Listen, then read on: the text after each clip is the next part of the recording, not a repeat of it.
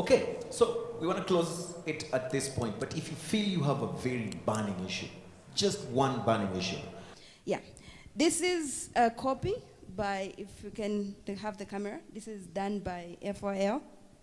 If you show this to a young person, a young woman like me, and say go into agriculture, are they going to go into it?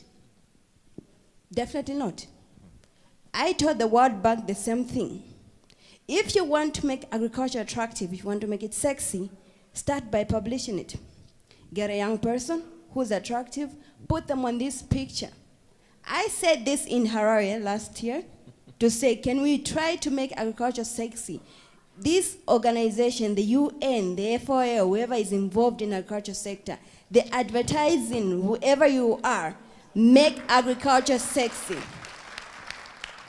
This is the beginning point of making it attractive to the young people. Right. If you, the organizers, the frontiers, the people who are supposed to lead us are putting such pictures, what are you sending to a person, a young person from the village? You pick this picture and like, oh, this is what we're living.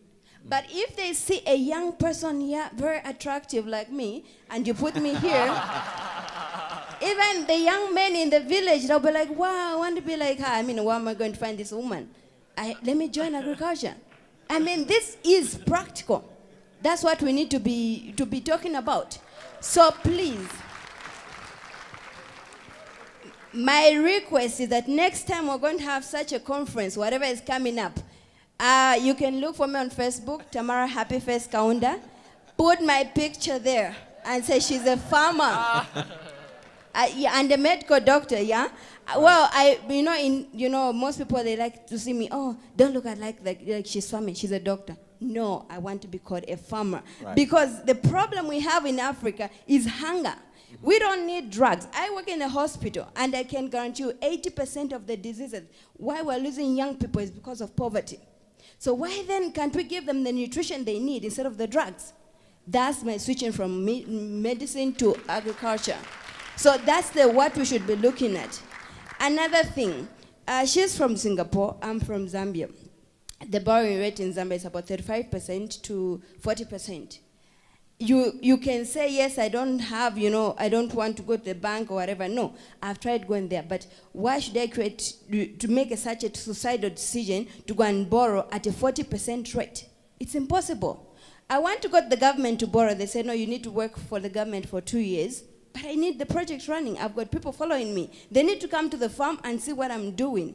So funding, we're not looking for charity. Like, I was quite offended by the doctor lady who said, no, farming is not a charity. Yes, we're not looking for charity. But if you can give me $10,000 at a rate of maybe 5%, 2%, like the Chinese come, they come with a lower percentage, and they come and invest here and they beat us, I cannot compete with her even if she came to Zambia, because she borrowed maybe from Singapore at a lower rate. But look at me in Zambia, 40%, that's suicide. Right.